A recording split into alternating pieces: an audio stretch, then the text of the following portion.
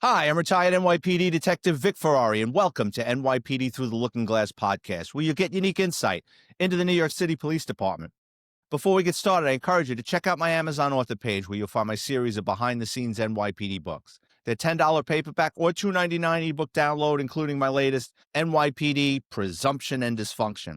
Today's guest is a cold case detective with the Indiana State Police. I'd like to welcome Artie Smith to the show. Artie, how you doing today? I'm doing well, Vic. How are you? And I appreciate you having me on. I love your show. Thank you so much. I really appreciate it. Artie, just tell our listeners a little something about yourself. Okay, so I'm an Indiana State Trooper.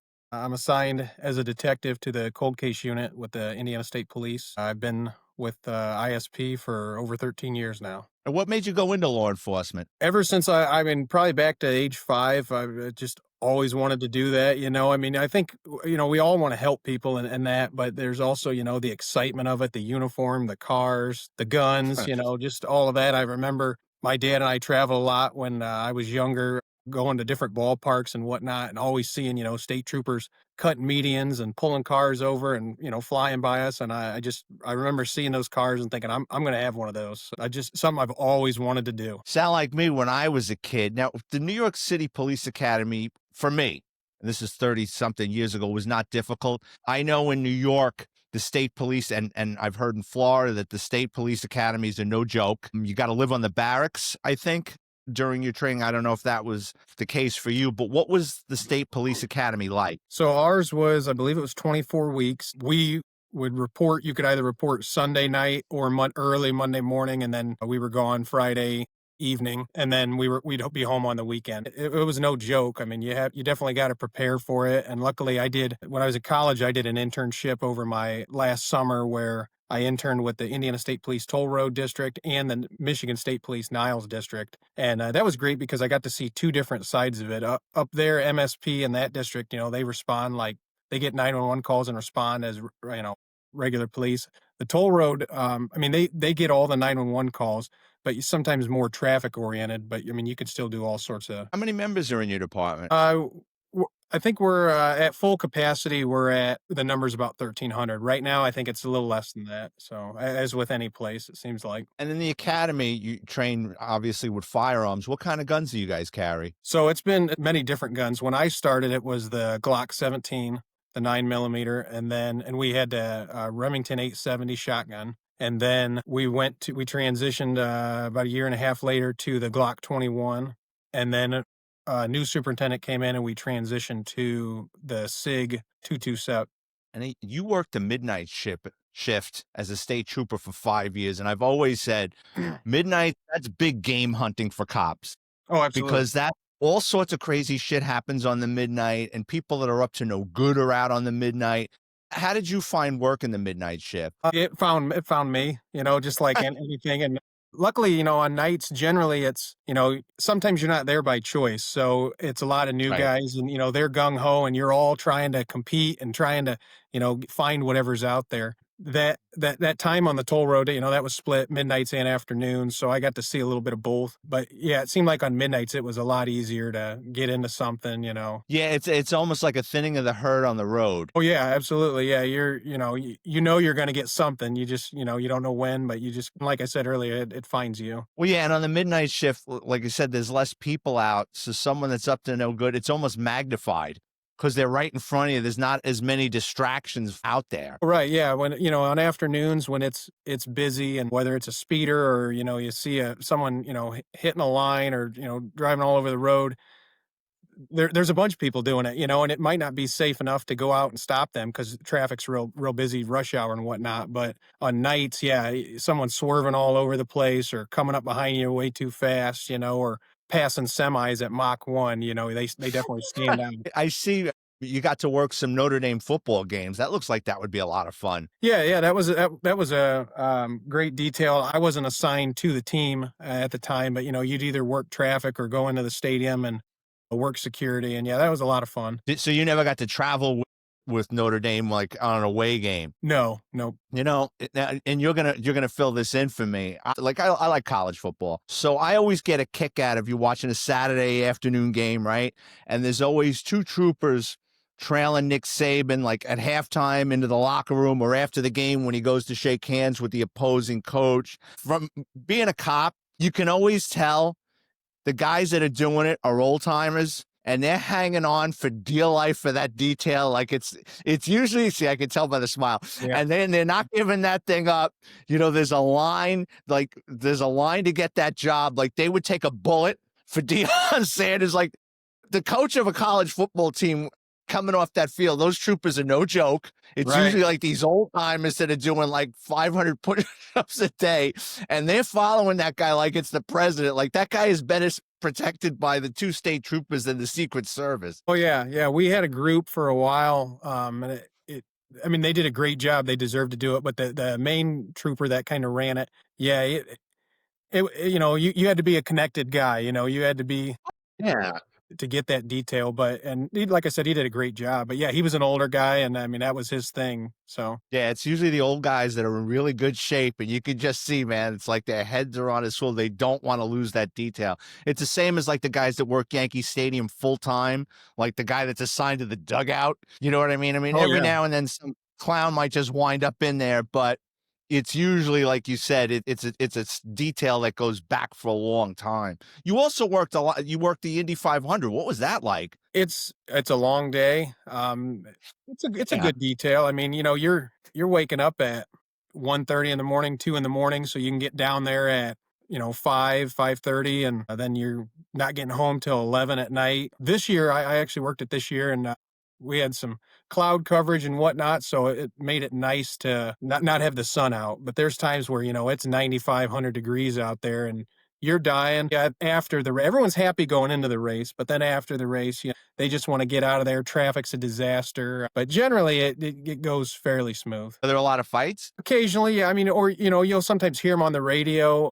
Fortunately, the intersections and details I've been on, we never had to deal with anything like that. You will have an occasional, drunk that's driving that does something, so bad that you definitely got to stop them, or you got to get, luckily Indy Metro, they usually have an officer assigned to that, like a traffic detail, where they'll come out and handle that. But then, or you'll get the person passed out and you got to have EMS come out there. So, Yeah, it sounds like a lot of things that go on in the Big Apple.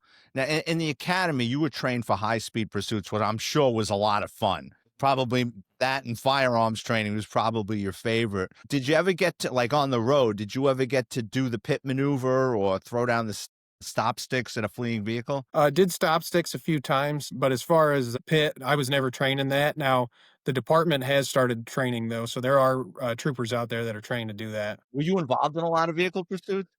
When I first started, it seemed like you're itching for a pursuit. You want that because the Well, excitement yeah. and whatnot. And I didn't at first. I didn't seem to get into it, and then especially when I transferred off from the toll road down to the Bremen district, there was a while where it was nonstop, and it got to the point where it's like, okay, are we gonna, hopefully not have a pursuit tonight? But yeah, and I had one of the, I would say, funny. No one got hurt. It was kind of funny. So I had a pursuit with a vehicle in Elkhart County, and ended up driving all throughout the county, U.S. highway, and then finally kind of circled back and went into South Bend. And as soon as they got into the city, I ended up disregarding. I didn't have any units to help me, but this vehicle really stood out. So then the next day, we're in South Bend and we're at a park, and we're waiting to do a warrant service, and we're just kind of standing there smoking and joking. And all of a sudden, the same vehicle goes by, and you can't. It stood out so much that it's like, I know that's it. Ended up going, stopping it, or yeah, it stopped. And then as I started to walk up there, it took off. Another pursuit throughout the city, and he ended up crashing. OWI, firearm, drugs, all sorts of stuff. But it's just, how crazy it is to see the same exact car, and he just happens to drive right by where I'm at the next day. You would think after the first night he would lay low for a while. Especially with a car like that. I mean, it had Yeah. different rims on the front and back, and personalized writing and all that. So it's like it's that car. You know, what a lot of people don't realize is the state police are responsible for everything that happens on a state roadway, accident investigations, checkpoints. It's endless. Were you involved in a lot of DUI arrests? At one point, yeah, I had ended up getting a couple DUI awards for 1 year for the district that I was assigned to, and then from the county. And it's towards the end of working on the road, it seemed like it went from alcohol DUIs all the time to a lot of marijuana and drug OWI. And you guys also do a lot of, what was the fastest you ever clocked a vehicle for speeding? I had a motorcycle on radar at 186, and then when I was catching up, when I was trying to, he had got slowed down, so I was able to kind of catch up to it, and I was, maxed out trying to get him stopped, and he left me, in the dust, and I don't think he knew I was back there because by the time he took off, he was going so fast. So he had to be, at that one point, had to be close to 200. I mean, it was a sports bike that, I mean, it was just amazing, and like I said, just a blur. Did you guys use radar or laser? I had both. I had both. A lot of times, I would just use radar, which great tool. But laser was great in real busy traffic. Trying to pick out that exact car. You don't have to, with radar, it's shooting out a cone, and you've already pretty much know that car's speeding because you're looking at it. You're using your experience, your eyes, saying, okay, yeah, that one's definitely going well over the speed limit, and that radar's confirming it. But with that laser, you're putting that pinpoint. It's like a scope. You're putting it right on that car, and there's no mistaking it at all. What kind of vehicles did you guys drive? So when I started in 2012, early 2012, I was assigned a 2008 Crown Vic, and that was a tank. I mean, you could cut medians and Yeah. whatever, and uh, almost get stuck, but you'd find your way out of it, and that was a good car, not very fast, but it was a great car. It had a lot of room in the trunk, so all your equipment and everything. And then I ended up getting a 2013 Dodge Charger. That was a great car, and I had a Charger up until late last year, and then was issued a Durango. Yeah, yeah. Were you involved in any car stops that led to guns or large narcotic seizures? Pulled a few guns out of cars. I was never great at the drug interdiction thing. Never really got into it. Went to some training on it.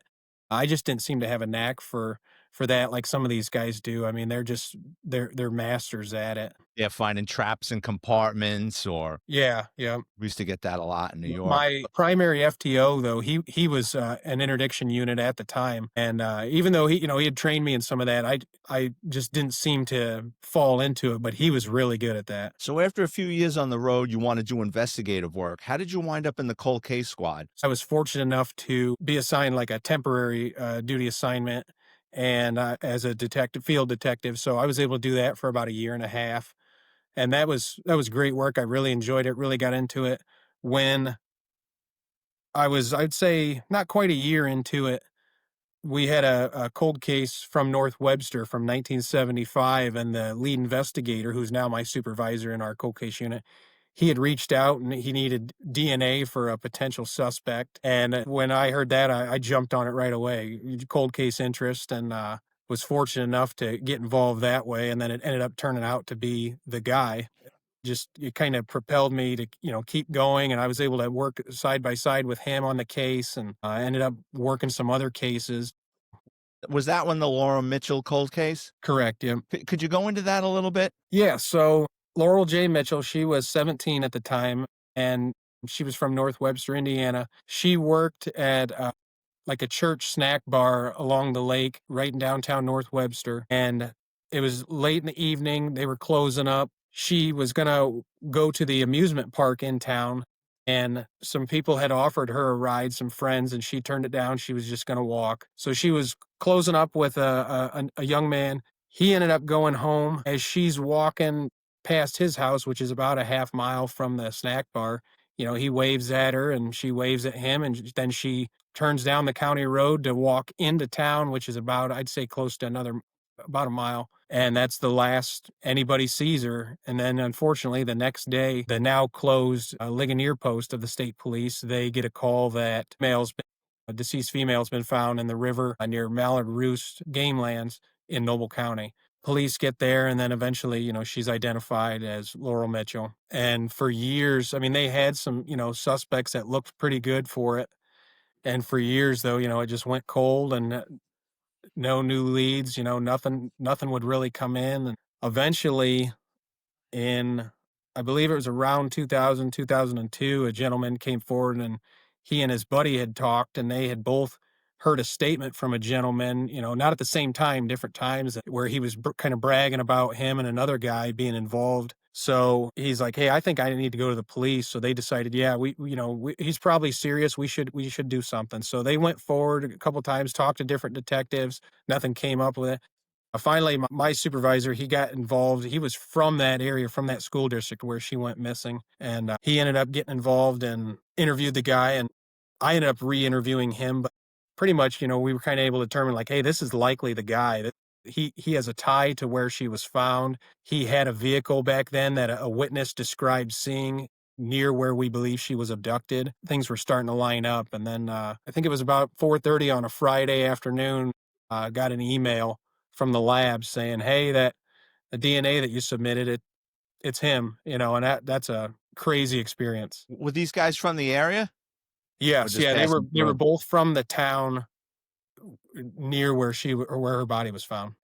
One guy you linked to the DNA, and both confessed, right, to their involvement in the murder? No, so the gentleman whose DNA we were able to find and put at the scene, he did not. Through interviews, we were able to determine that another man was involved, and so I ended up being on the team that went and picked him up. I asked him to come down to police station, and he ended up coming down. We had a warrant for his arrest, and ended up Miranda, everything, talking to him, and he denied involvement for a little while, and then eventually he just spilled it all and, told what happened. And I mean, we knew he was involved, but as he started to explain what was happening, that's another amazing feel. You're just sitting there like, oh my gosh, here, get ready, here's this information, and it's just, yeah, it's unreal. One of the killer's names was John Wayne Lehman. Yeah, Lehman, John Wayne Lehman. What is it with that middle name with men that it's like once they get that middle name Wayne, they can't stay out of trouble? John Wayne Gacy, John Wayne Beck, John Wayne Bobbitt. You add Wayne to that equation, and it always just seems, I don't know what it is. It's just these guys can't keep themselves out of trouble. Right? Yeah. Yep. Now, the guy that came in that you interviewed that you didn't have his DNA, that's the guy that only got 8 years? Yeah, that was Lehman. Correct. Yeah, he ended up giving testimony of involvement and what had happened. The other gentleman, Fred Bandy, he ended up going to trial and was found on a bench trial, convicted, found guilty. Do you think it's possible that these guys are involved in anything else, any additional murders? You never know. I mean, and you definitely you look into other cases and you're looking at, similarities and whatnot. So Were these guys ex-cons? Like, did they have criminal records? one of them did. Yeah, one of them did. But yeah, the other one had never, no arrest record, nothing like that. So Is that the one that confessed? correct. Yeah, he had Yeah. no involved, never been arrested. So That's why the other guy clammed up. He had been through the system before. You were saying earlier, when you're sitting in a room with a guy and you're expecting him to stonewall you, ask for an attorney, or blatantly lie and go round and round and round until one of you give up. That must really be an exciting feeling. oh yeah, yeah, and you've got to put a lot of pre-thought into it, what your game plan's going to be, what you're going to do if they do this, if they say that. And I've also found too that whether it's driving while suspended or like with this cold case, something big, respect a lot of times, is definitely going to help you. You can't go in there, Dirty Harry style like you see on the movies, and even though it's a great movie, you can't go in there and just, I know. buffalo them and all that. And sometimes just being real upfront and, honest with them, it seems to really help. You're 100% right. And I worked with a couple of guys that watched one too many 1970s cop movies, and they thought that's the way the world worked. And they would go in there and just start, like you just said, bullying the guy. And let me tell you how this is going to go. And guy tells them, pound sand. I'm not telling you anything. You've got a 41-year-old cold case that I find fascinating. Could you go into the murder of Darlene Hulse? So that happened August 17th, 1984. She was preparing to leave her residence in rural Marshall County with her three daughters when a man approached the residence and ended up abducting her.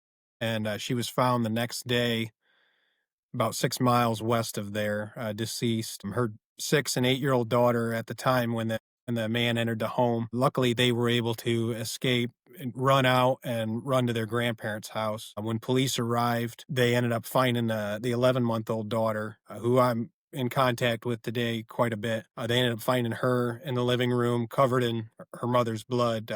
Fortunately, none of the children were harmed physically. How old were the children at the time? So they were 8, 6, and the youngest was 11 months old. And they were unharmed. He didn't bother the children at all. Correct. Do you have any idea of the motive or why the killer chose this house with a woman and 3 children, or you think it was just random? I don't think it was random. Were there any similar incidents like this one in the area? So they did it, and about a year and a half later, a few miles north of there was another murder of Brandy Peltz. She was 11 years old. Now you have a child, and the other one's a 28-year-old mom and wife. But it just the time frame, the area. I mean, this is Argus, Indiana, a very small rural area. Some factories, but agriculture area. And and those seem to, you can't talk to one person, do an interview or something without the other case coming up. So With the Darlene Hulse murder, that you said there was something unique about the suspect or the killer's vehicle. yeah, so we have some witnesses that observed what we believe, to be the suspect vehicle, and they were able to give a description and what was released, early 70s vehicle, green. And then there were some other characteristics as far as make or model, possibly GM vehicle. And this happened in broad daylight. Yeah, shortly after 9 in the morning. And the Peltz murder if I'm getting this right, she was an 11-year-old girl. She stayed home from school. Correct. Yeah, she was sick that day, stayed home from school, and that happened in the early afternoon. And there were reports that someone was calling the house, leaving obscene phone messages, breathing heavily, hanging up, leading up to that murder. The Peltz murder, that's correct. Do you keep in touch with the Hulse family? Yes, I do. Yeah, the youngest daughter, Kristen, her and I do have contact, and I can't share a lot of details with her, but Of course. try to reassure, hey, I'm working on this, or occasionally she'll send me something that, hey, just got this information, or could you look into this and whatnot. And I can't share the results of that, but I definitely do talk with her. So your department, I mean, along the state highway, that's the state police's jurisdiction. Do you get a lot of dump jobs?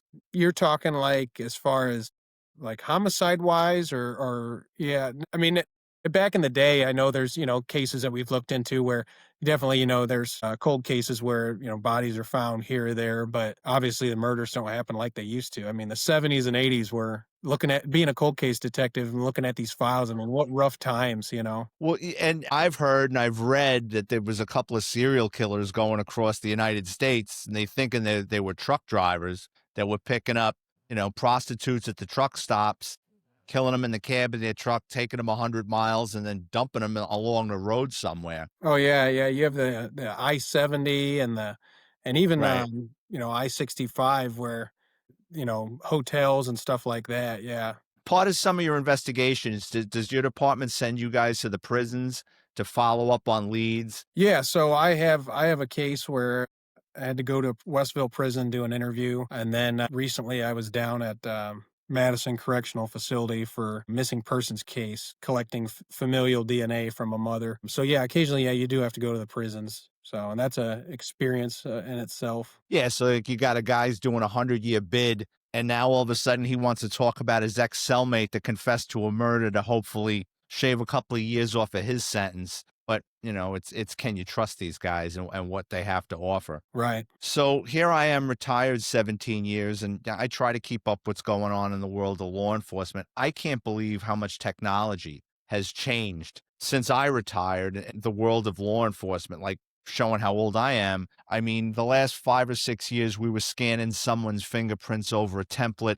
of a fingerprint machine, but like back in the day, every arrest required 5 fingerprint cards with the ink, 2 city, 2 state, federal for every arrest. And nowadays with the safest and CODIS systems that compare fingerprints and DNAs to other suspects' information. In the old days, you needed a suspect's fingerprint card, and then you needed an expert to look alongside it to see, there's no computer finding, hey, this guy could be this guy.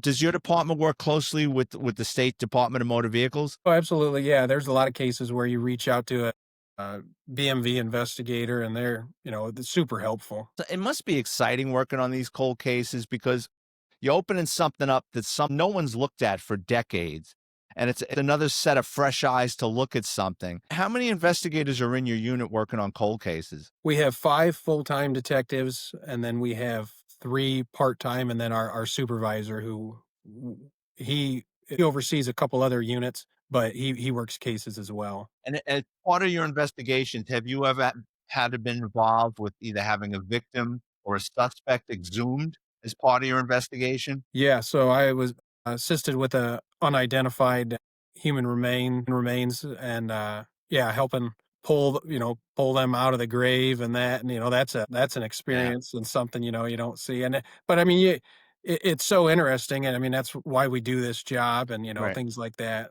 Were you able to get a match? That's pending, so, yeah, Okay. hopefully they can identify who that is, and we can, go from there. Do you have to spend a lot of time at the morgue as part of your investigations? As a regular detective, yeah, when you're dealing with, active deaths and that, yeah, you're there and or gone up to Kalamazoo, Michigan to Homer Stryker Medical Facility for autopsies and that. As a cold case detective, you're strictly working cases that happened a long time ago and you weren't there, you had nothing to do with it. So yeah, I don't generally have to go, but have been there, to the morgue or autopsy facility numerous times. I always say and people ask, you only gotta go to the morgue once, and you'll never you'll never forget the smell. I bet you can think I was gonna say, I bet you, that smell's coming to you right now, yeah, and Yeah. it's different because I remember the first time I went there, I had seen, accident victims and, deceased people in other cases, and, it's kinda you're drawn to that, and Right. then